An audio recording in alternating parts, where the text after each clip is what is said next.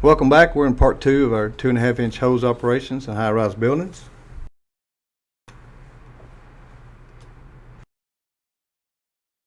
Our objectives in this portion is to identify the standard method for folding and packing the hose loads. We'll also identify a recommended method for deploying the hose lines inside of a high-rise building.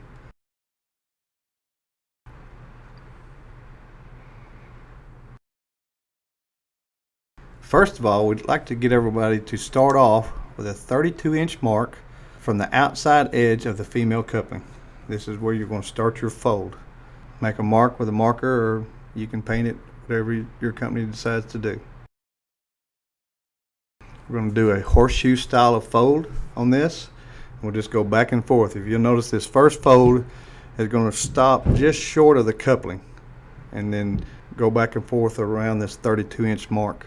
You'll see in this photo here, we're alternating our folds, one long fold, one short fold, and that keeps this particular fold from fanning out. As you can see, if it was all together, it would fan out where these folds are met.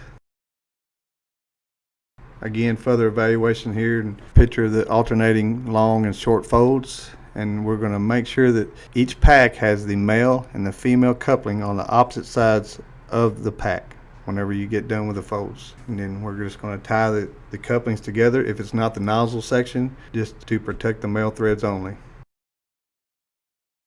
This particular picture shows the ending. Whenever the male and female are attached together, you'll have extra slack that comes back around on your pack. So just going to take the extra hose and tuck it into the pack on the opposite sides of the male coupling. A little further illustration of tucking the extra hose inside the pack. It's very likely you'll have a lot of slack that might come back around. We got a 1, 2, 3, 4 type picture. Just to tie your couplings together, bring your slack back around to the other side, fold it out, and tuck it back in. Again, the male and female couplings should be on the opposite sides of the fold. We'll show this a little better in a video here shortly.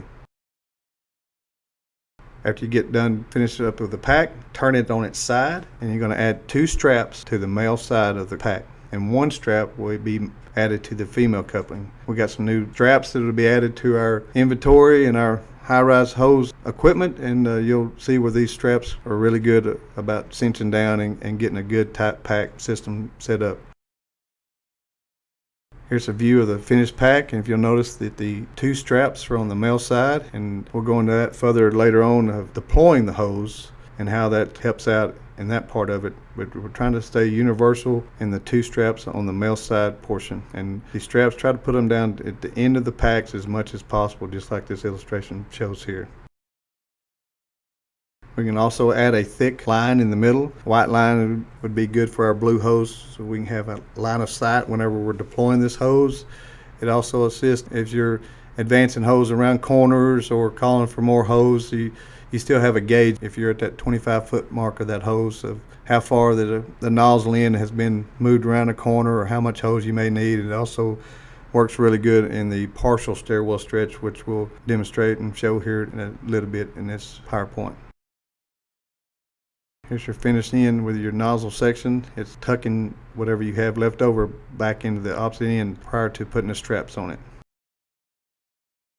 Good view of the finished pack of the nozzle section. You'll notice the bail of that nozzle is backed up to the hose, and these straps we have, you can get that around that entire portion and cinch it down really good. Works out really well.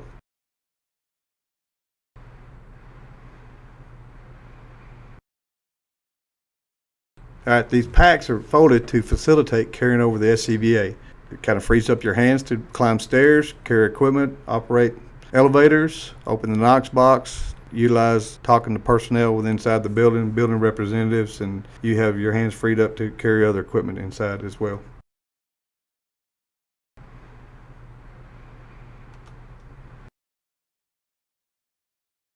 Let's look at some high-rise deployment methods.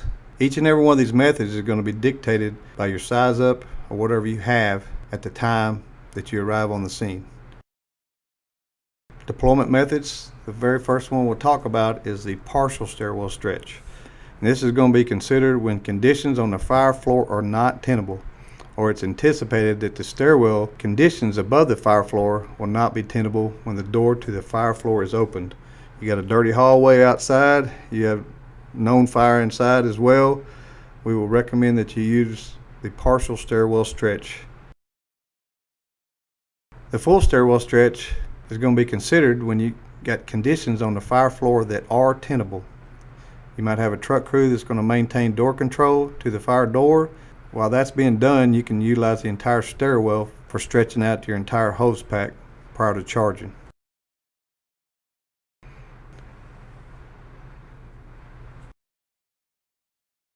Let's look at this partial stairwell stretch first.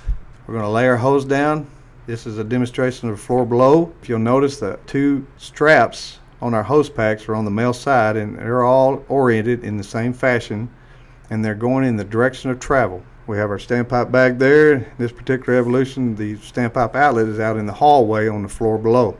You do a size up, or if you know prior to that, pre-fire planning, how many hose sections you'll need. But this particular evolution, we'll say we have 3 sections that are needed due to size up. You've gone up and see it's only 1 or 2 rooms deep in the hallway, and we're going to use 3 sections for this partial stairwell stretch. If you'll notice in this picture here, we're using the pipe wrench on the flywheel. We have an elbow in there, and then we have our pressure gauge. We'll no longer need that 3-inch section to attach to the standpipe. It's no longer needed anymore. And again, we take the straps off, and all the hoses oriented in the same fashion there. Couple the hose together, make your connections, and head to the attached stairwell. For this partial stairwell stretch, this is going to be where conditions on the fire floor are not tenable.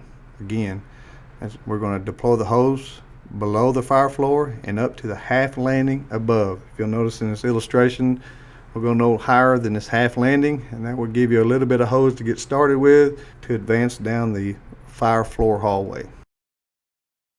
After all the sections of the hose are coupled together, we're going to begin the deployment with the nozzle firefighter. All you do is just pick up the lead section of hose and head up the stairwell. All of the other sections will pay out as you advance that line down up the stairwell. It should play out really well. This is one good thing about this Denver hose load, is the way that you lay it out in a proper fashion on the floor below. It plays out really well after you tie and connect all your couplings together. Nozzle firefighters is going to go up to the steps of the fire floor area and lay the nozzle down on those steps outside the fire floor door.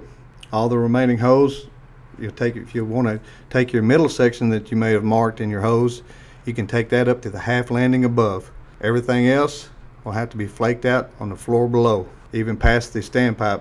If you need to, just make sure all the hose is flaked out down below what you're not using.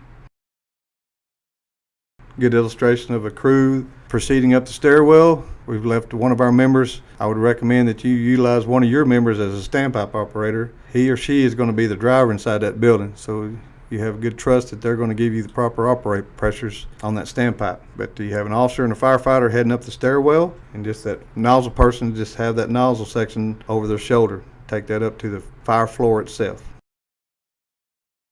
Another engine crew will be assisting with this operation. You're going to merge 2 engine companies together for this one line. You're going to utilize those personnel at all the other friction points and turns as you're stretching this hose from the floor below.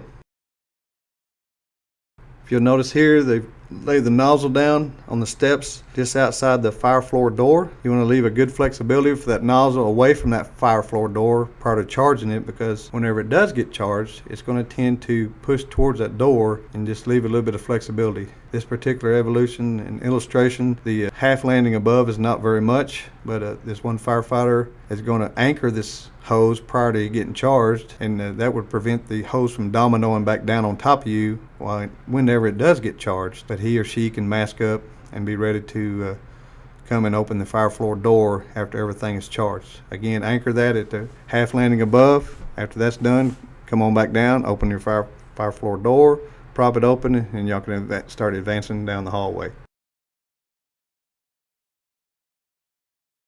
You'll notice here our standpipe operator is going to try to flush that standpipe each and every time. You might have 20 years of buildup in that standpipe, so flush it. If you're at the point of attaching this hose, a little bit of water in the hallway is not going to hurt anything. So if you'll also notice that they've taken all the slack that's come back down and try to stretch it all back behind you, and no kinks, and make for a much smoother operation. If you'll also notice the pipe wrench on the flywheel, it works out really well.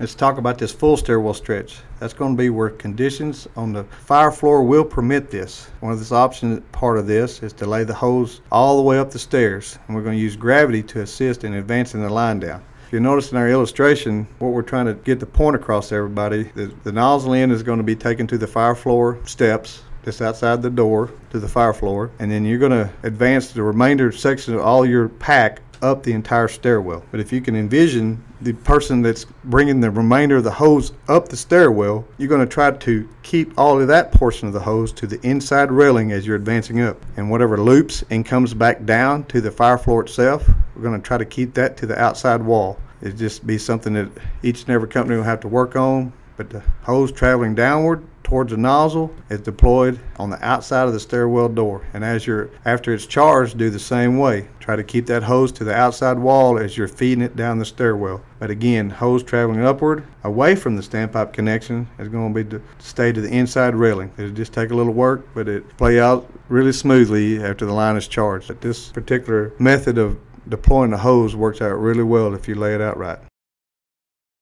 The full stairwell stretch begins in the same manner as the partial stairwell stretch. All your hose packs will be positioned on the floor below, and try to always orient your hose packs in the same direction with the two straps facing in the direction of travel. Take your straps off, couple them together, and then your last section connected will be go to the standpipe outlet, including the inline gauge and elbow if needed. Here's another illustration again, just prior to advancing after all your connections are made. You might put all your straps back in your standpipe bag. On the full stairwell stretch, we recommend a nozzle person just take that section, put it over the shoulder, and the middle section can go ahead and be picked up by another firefighter. And this section here will be the one that they'll end up passing up and staying to the inside rail with that second hose pack as they advance up the stairwell away from the standpipe. Begin the deployment with the nozzle firefighter picking up the lead section of hose and proceeding to the fire floor. Other firefighters are going to pick up the remaining section of hose and proceed up the stairs. Your standpipe operator will take that last female coupling and stretch it to the standpipe outlet to make those connections. Nozzle firefighter again is going to take that nozzle and just lay it down pretty much to the outside wall on the steps next to the fire floor door. And that particular portion of that nozzle section, you're going to keep that line against the outside wall as you flake it up the stairwell. That's going to be the portion that will loop and come back down actually. All the remaining hose is stretched in the form of one large loop in the stairwell, with the midpoint of the stretch being close to the highest point in the stairwell. But what goes up away from the standpipe is going to stay to the inside rail, and what comes back down will stay to the outside wall. And the same thing whenever you charge the line and feed it down the stairwell. Care should be taken to not leave any kinks in the line prior to it being charged. And again, if you'll always remember, the hose going up away from the standpipe connection should be kept next to the inside rail of the stairs, while the hose coming downward, it's looping and coming back down towards the nozzle, should be kept to the outside wall. Same thing after you charge it, keep it to the outside wall as you move it down the stairwell to the fire floor. Second line, if you end up putting a second line in service, we recommend that the first line is flowing and going prior to putting this additional line in service. The 2.5-inch hose is a very powerful weapon, and if all hands on deck type of approach to getting that first line in service might be what we need. But if you end up using a second line, that's going to be at the direction of the fire floor commander, but you can also connect to 2 floors below the fire. You can actually connect to the fire floor itself if need be, but just make sure that the main line is not tangled up prior to it getting advanced. You might have to go up to a landing above or 2 floors below to make your connections, but just coordinate that with that first line. Make sure that that's going and flowing. If you don't get anything else out of this course, I need everybody to remember that 2 engine companies are going to make up 1 fire attack line. You're going to work as a team and deploy that 1 line. Each firefighter is going to carry 1 section of 2.5-inch hose and a tool. And your tools that we have are going to be a Halligan tool, flathead axe, and hopefully the officer has a thermal imaging camera, and your standpipe bag. If you're riding with 3, just make sure that you got a nozzle section of hose, and then 1 section of hose and a tool per person. Let's look at some of our key points here. Kinks and sharp bends, you got to avoid those at all costs. It's going to maximize your water flow and make for a better operation. You want to also anchor the hose at each floor level prior to charging. That prevents that domino effect whenever it does get charged and all that hose falling back down on the stairs. Look for any fire conditions from the exterior that might indicate a wind-driven fire. We also recommend that you check the alarm panel in an attempt to locate the fire floor. You could have had the initial call of 1703 apartment, and the fire could actually be in a 1503. So make sure that you verify that prior to going up in the stairwell or by elevator. Also, when you get out of the elevator or off on the stairwell, hopefully 2 floors below, you're getting a sense of your fire floor. As the report of 1703 again, you can see what 1503 looks like, and is it on the right or left side of the hallway as you're taking your company up to assemble your hose pack. Identify again through size up if that hallway is tenable or not tenable, and that will determine the type of stretch that you use.